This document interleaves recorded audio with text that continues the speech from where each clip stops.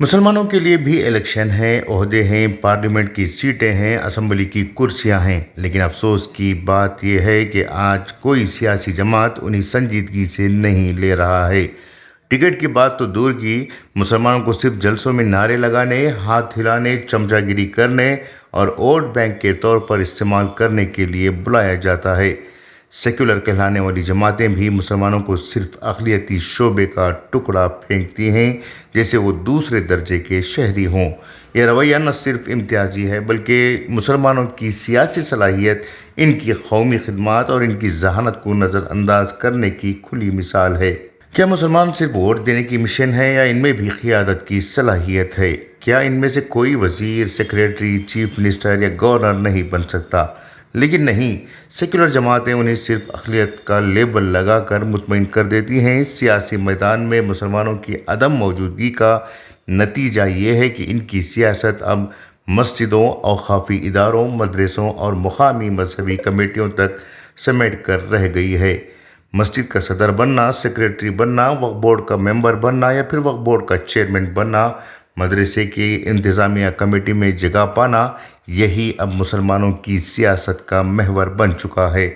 حکومتوں سے بھی مانگتے ہیں تو صرف وقف بورڈ کے عہدے، جبکہ تعلیم، صحت، روزگار، شہری ترقی، زراعت، صنعت، سائنس، ٹیکنالوجی جیسے کئی اہم ادارے بھی ہیں جہاں مسلمانوں کی نمائندگی ہونی چاہیے۔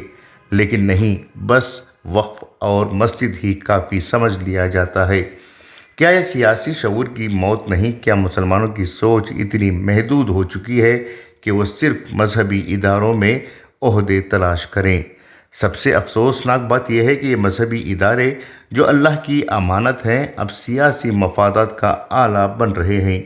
مسجد کے عہدے کے لیے جی توڑ کوشش، لیکن کوشش کرنے والوں میں غنڈے، بے ادب، بد اخلاق، شرابی، یہاں تک کہ زانی بھی پیش ہوتے ہیں۔ کیا یہی لوگ اللہ کی امانت کے محافظ بننے کے لائق ہیں؟ کیا مسجد کی سیاست کا یہ معیار ہے کہ جو زیادہ شور مچائے، جو زیادہ دھمکیاں دے، جو زیادہ پیسے خرچ کرے وہی عہدہ لے جائے؟ یہ نہ صرف مذہب کی توہین ہے بلکہ مسلمانوں کی اجتماعی عقل، ایمان اور اخلاق کی بھی توہین ہے۔ مسجد جو عبادت کی جگہ ہے، اب سازشوں کی جائے بن گئی ہے۔ امام کی جگہ سیاسی لیڈر، ممبر کی جگہ جلسہ گاہ اور نماز کی جگہ ووٹوں کی گنتی کا دفتر بن چکا ہے۔ کیا اسلام کی روح کے خلاف نہیں؟ سیاسی شعور کا فقدان اتنا شدید ہے کہ مسلمان مذہبی اداروں کو ہی اپنا سیاسی پلیٹ فارم سمجھ بیٹھے ہیں۔ نتیجہ یہ ہے کہ مسجدوں میں سیاست ہوتی ہے لیکن مسجدوں کی اصل روحانیت بھی ختم ہوتی جا رہی ہے۔ نماز کے بعد سیاست کی باتیں، جمعہ کے خطبے کے بعد عہدوں کی لڑائی، رمضان میں تراویح کے بعد کمیٹی کی میٹنگ، کیا مذہب کی خدمت ہے یا مذہب کا استحصال؟ مسلمانوں کو سمجھنا چاہیے کہ مسجد اللہ کا گھر ہے، نہ کہ سیاسی پارٹی کا دفتر۔ وقف کی زمینیں اللہ کی امانت ہیں، نہ کہ ذاتی جائیداد۔ مدرسہ تعلیم کا مرکز ہے، نہ کہ عہدوں کی دکان۔ وقت آ گیا ہے کہ مسلمان مسجدوں کی سیاست چھوڑ کر آگے آئیں، انہیں قومی سیاست میں داخل ہونا چاہیے۔ مقامی سطح کے جو عوامی نمائندگی کرنے کے پلیٹ فارمز ہیں وہاں پر جانا چاہیے۔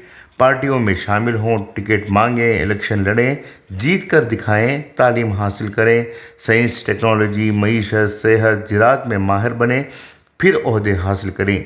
صرف اقلیتی شعبے تک محدود نہ رہیں بلکہ مرکزی دھارے میں بھی آگے آئیں۔ مسجدوں کی سیاست چھوڑنے کا مطلب یہ بھی نہیں کہ مذہبی اداروں سے دور ہو جائیں، بلکہ ان اداروں کو سیاست سے پاک رکھیں۔ مسجد کو عبادت کی جگہ بنائیں، وقف کو خدمت کا ذریعہ بنائیں، مدرسے کو تعلیم کا گہوارہ بنائیں۔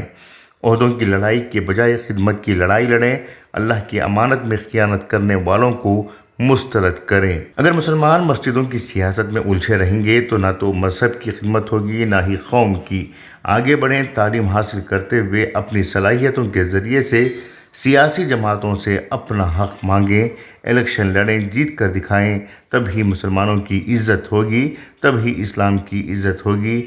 اللہ کی امانت کو سیاست کا آلہ بنانے کے بجائے اسے اللہ کی رضا کے لیے استعمال کریں، یہی وقت کی ضرورت ہے۔ خصوصی پیشکش انقلاب نیوز۔